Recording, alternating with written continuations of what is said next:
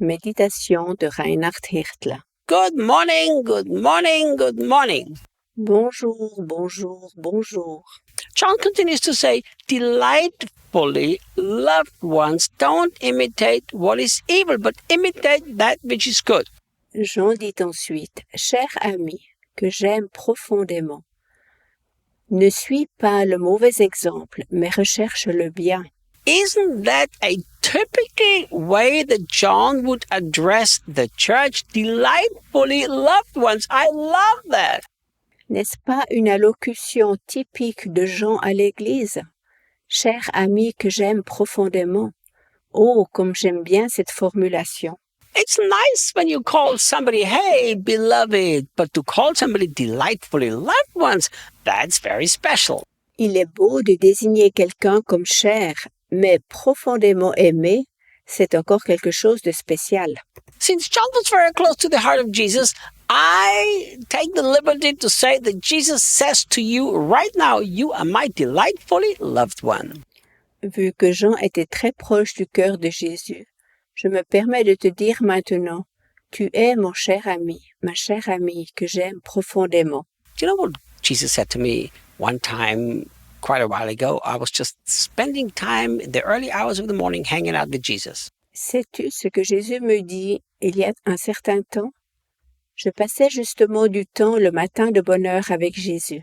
And I was thinking about people who struggle with addiction. You know, we work now with prostitutes and we also start to work with drug addicts. And I've prayed for dozens and dozens of men who are addicted to pornography. Je réfléchissais à certaines personnes qui ont à lutter contre différentes passions. Nous travaillons avec des prostituées et bientôt avec des toxicomanes.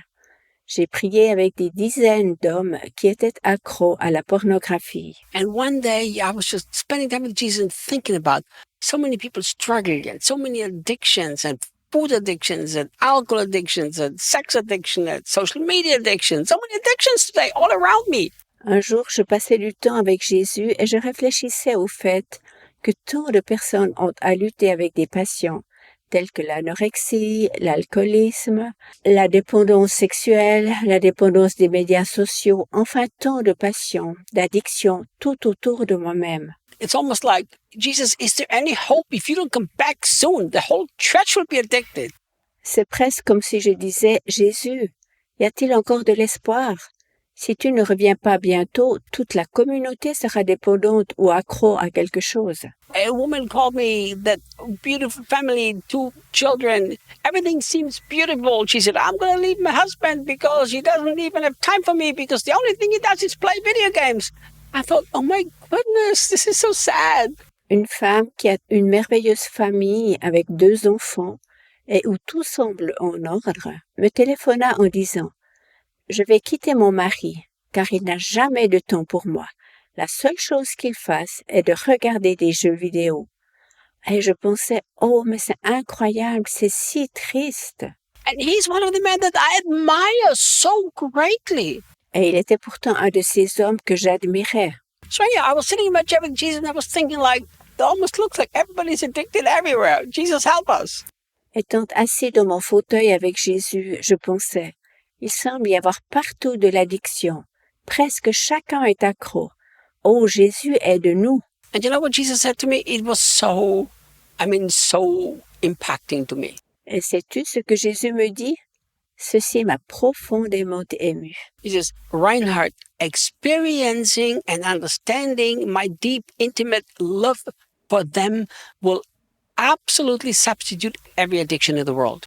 Il disait, Reinhard, l'expérience et la compréhension de ma profonde amitié dans l'amour, intimité dans l'amour, remplacent absolument chaque addiction du monde entier. Like John says, my delightfully loved ones, if this becomes the reality in your heart, you will be addicted only to be loved by Jesus. Comme Jean le dit, mes chers amis que j'aime profondément, si cela est la réalité de ton cœur, tu deviendras alors accro d'être aimé de Jésus. So I began to think about this and I thought, there's no point in going out on the streets and talking to the drug addicts. Look, we put you in a rehab center where you will stay for 5 months without drugs and then you'll be free. If the emptiness isn't filled with the love of Jesus.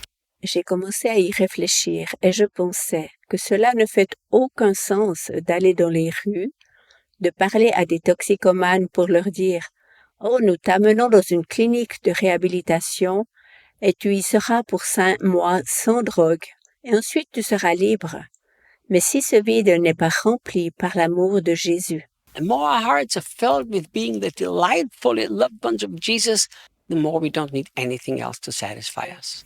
plus notre cœur sera rempli de l'incroyable profond amour de Jésus, moins nous aurons besoin d'autre chose afin de nous rassasier et de nous remplir.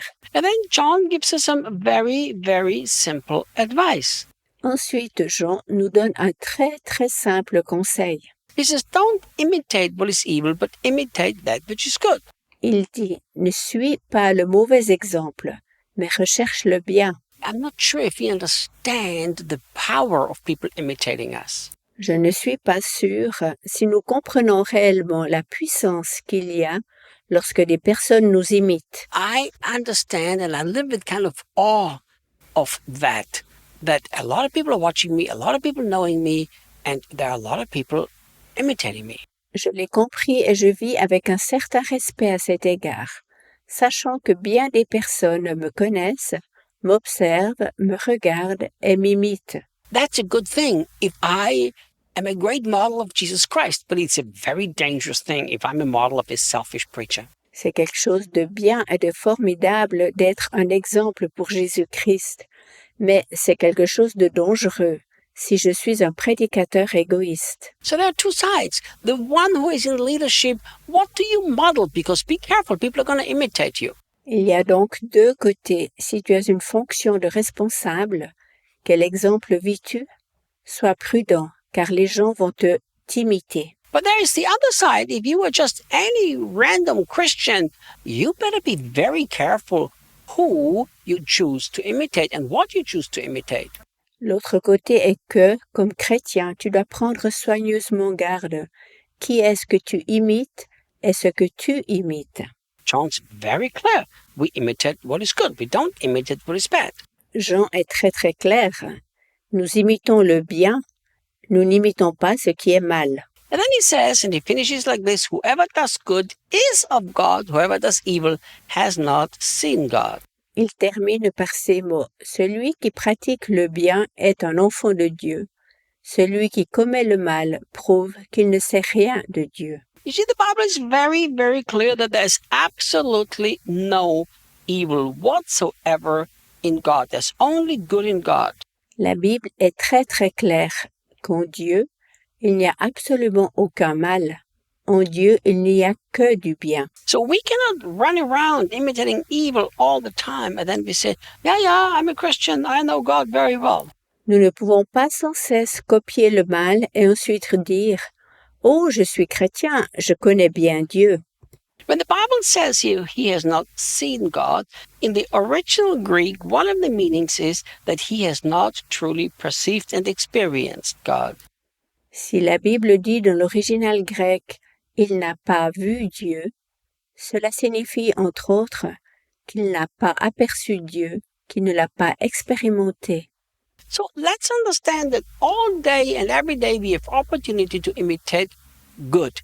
That's the heart of God. And let's stay away from imitating bad. Essayons de comprendre que nous avons chaque jour la possibilité de copier le bien. C'est le cœur de Dieu, ne copions pas le mal. And I will see you tomorrow. À demain.